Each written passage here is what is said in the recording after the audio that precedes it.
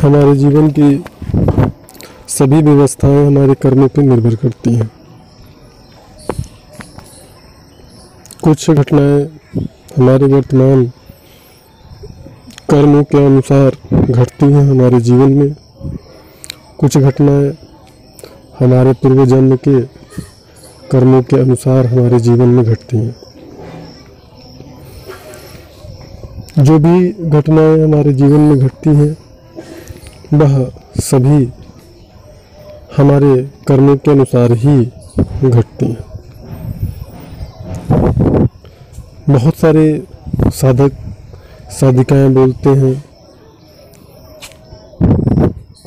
हमें बहुत समय से अच्छे मार्गदर्शक या गुरु का तलाश था, हमें मार्गदर्शक या गुरु नहीं मिला, हमें कोई अच्छा सदगुरु नहीं मिला। जैसा मार्गदर्शक होना चाहिए या जैसा गुरु होना चाहिए, हम उनके पास गए, वहाँ हमसे बहुत सारा धन लिया गया, लेकिन वहाँ पर जाकर के हमारे साधना में कोई विकास नहीं हुआ, कोई उन्नति नहीं हुई। इस प्रकार के बहुत सारे साधकों को कहते हुए आपने सुना होगा। तो ऐसा क्यों होता है?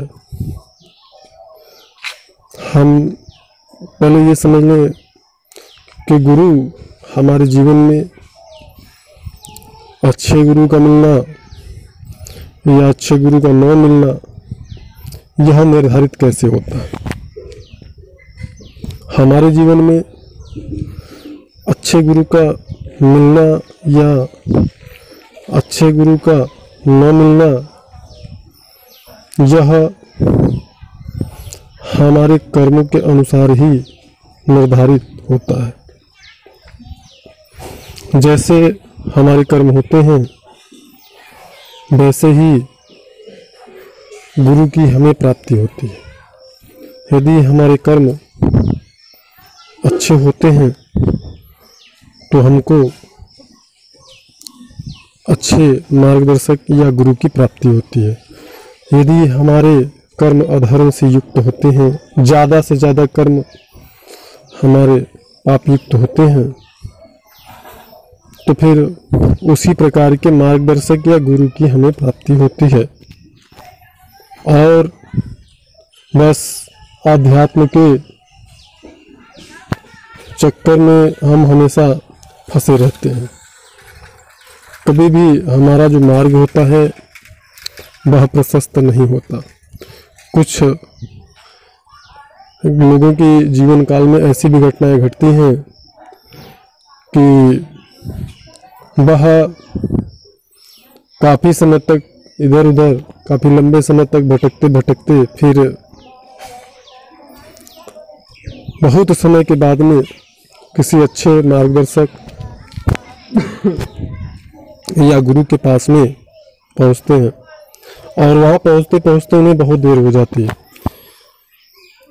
तो कुल मिला के हमारा जो गुरु का सानिध्य हमें प्राप्त होना होता है या अच्छे मार्गदर्शक या गुरु का मिलना हमारे जीवन में होता है, यह हम नहीं कह सकते हैं। किसी दूसरे के ऊपर हम दोषारोपण नहीं कर सकते हैं। हमको स्वयं समझना होगा कि हमारे कर्मों के अनुसार प्रकृति स्वयं उपस्थित हो जाती है।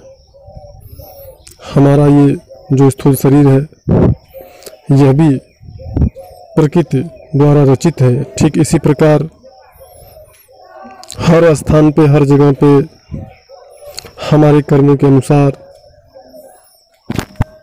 जैसे किसी भी व्यक्ति को, जीव को माता पिता प्राप्त होना, सगे संबंधियों का प्राप्त होना, पड़ोसियों का प्राप्त होना, भाई बहन या पुत्र स्त्री का प्राप्त होना, ये सारी चीज़ें जो होती हैं वो सभी हमारे कर्मों के अनुसार हमें प्राप्त होती हैं।